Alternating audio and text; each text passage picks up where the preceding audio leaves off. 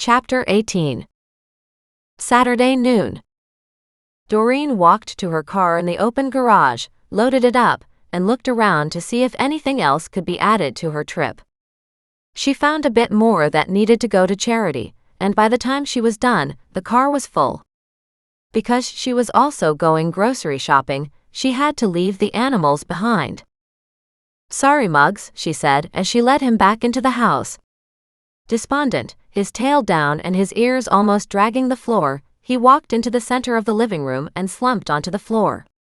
She closed and locked the door, realizing she didn't really need to set the alarm, but it was a habit now. Besides, the few belongings left were all she had, so if somebody stole them, she wouldn't be impressed. She drove to Wendy's first and dropped off the bags of clothes. Wendy took them with a wave, tagged Doreen's bags with her name and put them off to the side. Then Doreen headed up to the charity, dropped off the rest of the stuff, and went straight to the grocery store. Grocery shopping was pretty easy when you didn't have to buy much. She picked up enough for a couple salads, some sandwiches, and walked into the pasta section, where she was astonished at all the shapes available. She had a real favorite in spaghetti, but she was fascinated with every other kind, from pinwheels to weird shells to macaroni thingies to little shapes that looked like grains of rice. On impulse, she bought different kinds and put them in her cart. She needed a few other things like oil and some fresh lemons, but she went quickly to add those things to her basket. She walked to where the hot dogs were and studied them, not really understanding what made a good hot dog versus a bad hot dog. One package on sale looked interesting, but some ingredients in it she couldn't pronounce, so she figured maybe these hot dogs weren't real food. She hemmed and hawed until a familiar voice spoke to her. "Those aren't the best." She looked up to see Mac and smiled. "These things listed I wouldn't know how to say, so I figured it wasn't healthy." He laughed. "You can knock off 90% of the packaged stuff in this store if you don't buy anything with names you can't pronounce. You'll be healthier by far." She frowned. "But I was trying to eat healthy." "And you can eat healthy," he said, "but maybe look at other packages of meat to compare." She kept looking through a couple more packages, then he led her over to the fresh counter and found some nice-looking sausages. "Those are bratwurst," he said, pointing to one row. "I was thinking of those next week." "Oh, I like that idea. How many do we need?" "They're fair-sized," he said, "so I'll need only 2. She nodded and ordered 4, then studied them when they came wrapped in paper. "I really like the look of this." "The paper or the sausages inside?" Mac asked in a dry tone. Doreen shook her head. "Laugh at me all you want, but I've never bought meat from a butcher before. And rarely have I bought prepackaged meat, so this is a treat."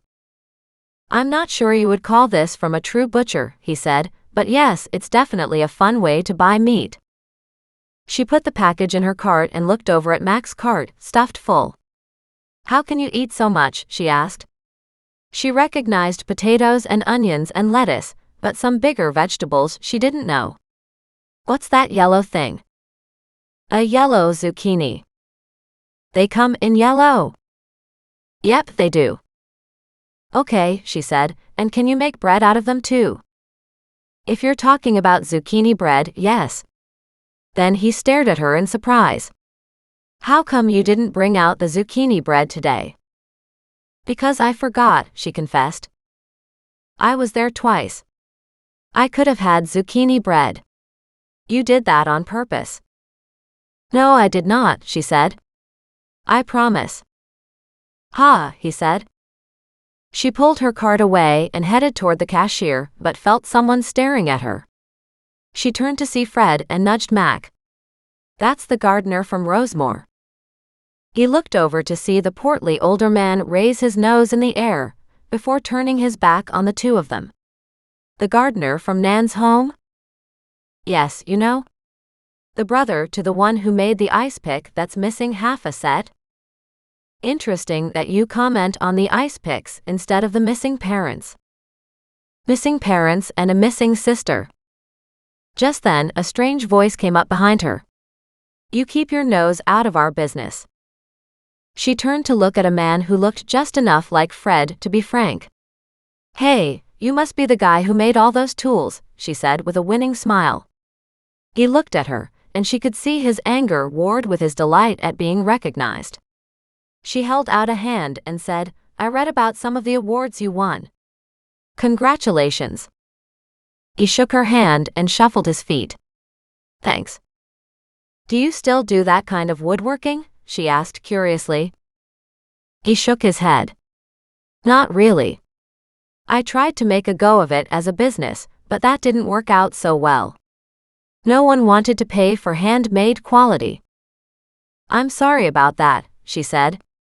I went to your old shop and found it was now a knife sharpening place. He gave a snort of disgust. Yeah, not exactly what I had envisioned.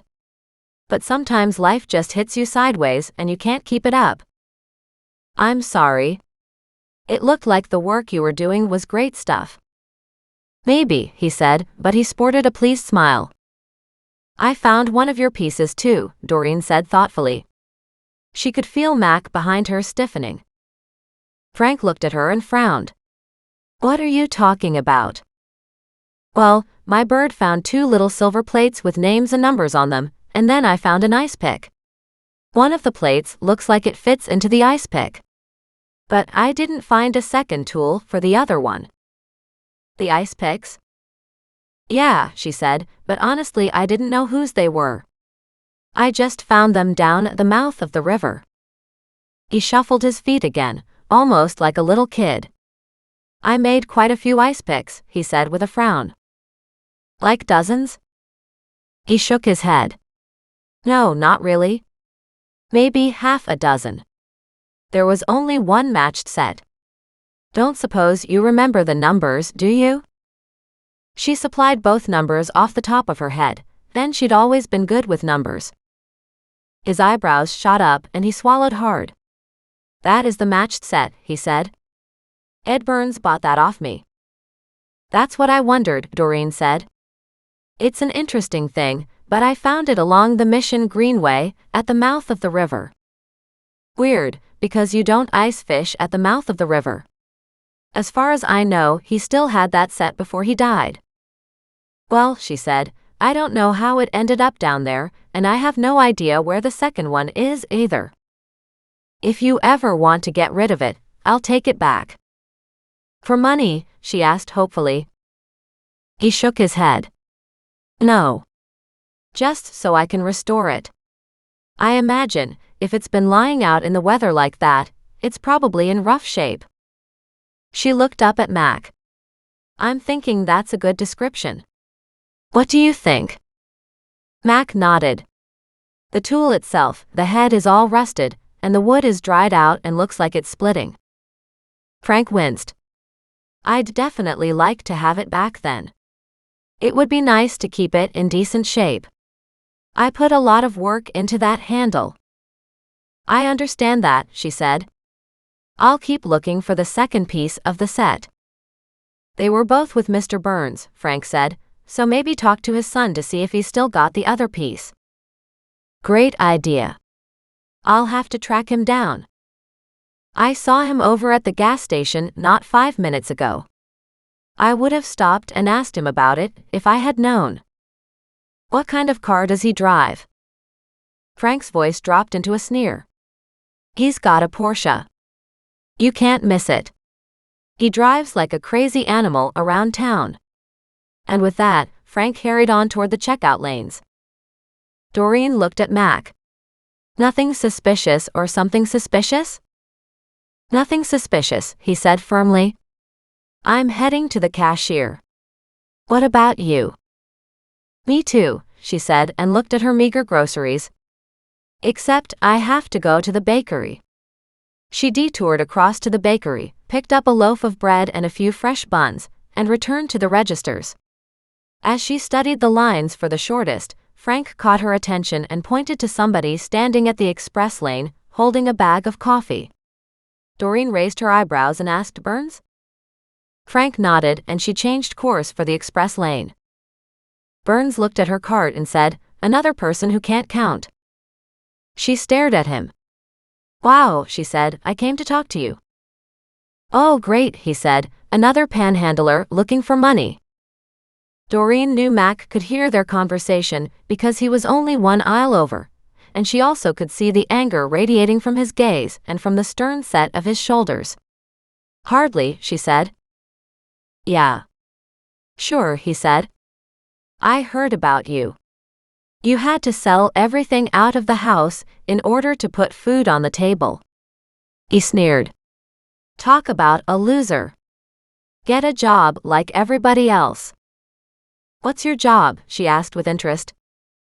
I run several businesses, he said in a haughty tone. Ah, she said, so the businesses your father built and you inherited, right? He narrowed his gaze. You're Burns, Ed Burns' son. The only heir to his fortune. Even your two sisters didn't get anything. Why should they? He said, stiffening. They don't deserve anything. I wonder how they feel about that. If they'd had any money, they could have hired lawyers to fight it, he said. But of course, they don't have any. No, she said, because you're the only one who got any money from dear old Dad. But I wonder if you rewrote the will so you'd get everything? By now, Doreen knew everybody nearby was listening to their conversation. But Kid Burns stiffened, glared at her in outrage, and said, That is slander. Well, you're being pretty obnoxious yourself, she said calmly. And by the way, it's your turn. Go buy your little pack of coffee. He glared at her, dropped the coffee at the cashier, paid for it, and as he turned to walk out, he said, Don't forget to do the dishes so you can pay for your groceries. She smiled. Even if I had to, it's honest work instead of stealing from my father. Did you kill him too? Everybody around her gasped. But Kid Burns had a different reaction. The color drained from his skin, and he spun around and took off. She looked at Mac. Now that was an interesting reaction. Almost immediately, the crowd around them tightened up. You're Doreen, aren't you? Where are your animals? Is this a new case? Did he actually kill his father? Mac glared at her. No, he said to the crowd. We don't have any information that leads us to believe he had anything to do with his father's death. Is it true he got everything and his sisters got nothing? Doreen nodded. Apparently. That's not fair, one man said. Those girls looked after their dad the whole time. She smiled. Seems to be the way of it. Well, you should fix it, said one older lady in outrage. You need a new case anyway. You should take on the plight of the poor Burns sisters. They looked after their father and took care of that house. And as soon as old man Burns was gone, the sisters moved out. The question is, did they move out? Doreen asked. Or did they get moved out? If the bratty son inherited everything, you can bet he didn't let them stick around. No love lost there, huh? Everybody around them shook their heads. The group of concerned citizens collected around Doreen and Mac. We're surprised he got any of it. He hadn't been around for years but came back just in the last year before his father died. Not even a year, somebody called out. It was just a few months. Interesting, Doreen said, but she didn't want to get into a big public discussion in the grocery store. This was already covering more than she had wanted to discuss. I'll take a look into it, she promised. At that, they started to cheer. Might not be easy, she warned. I might not find anything. Nope, said one older lady with relish, it definitely won't be. But we'd like to see him knocked down a step or two. Far too high and mighty if you ask me. But if he didn't do anything criminally wrong, then he doesn't get knocked down, Doreen said, not wanting everybody going crazy, but it was apparently too late. Do what you can do, said one old lady with badly dyed hair. Those two sisters, they need help. Doreen frowned. Why? Because they don't have any money. They're doing all they can to keep a roof over their heads. They're probably eating dog food. Doreen stared at the old woman in horror. I hope you're joking. The woman shrugged. I wouldn't be at all surprised, she said sadly. Nobody gives a damn when we get older. She took her meager bag of groceries and walked outside. Doreen, even though she was in the wrong aisle, was urged on through by the cashier, and then quickly paid for her purchases. When she got outside, Mac joined her. She asked him, she was joking about the dog food, wasn't she? Hell, he said, I'm still trying to get over the fact that the patrons in the entire grocery store want you to gang up against this guy. All I can think about are the two poor sisters. She worried on that for a moment. Do you know where they live? Mac shook his head. No, and just because everybody thinks they're in tough shape doesn't mean they're as bad as the gossip says. No, she said, but sadly it could mean they're even worse off. True. Doreen loaded her groceries and then got inside her vehicle and smiled up at Mac as he stood outside her door. You know what? If you were to come by now, I would give you some zucchini bread this time. He laughed. I'm heading over to Mom's. Some of these groceries are for her. I'm sure she'll have something for me. You go ahead and eat it, even if just to make sure you don't end up like the sisters. Too late, she said. Remember, I already did end up that way. Maybe that's why learning about them hurt so much. You can't fix everything, he warned. No, she said, I can't. But maybe I can fix this at least.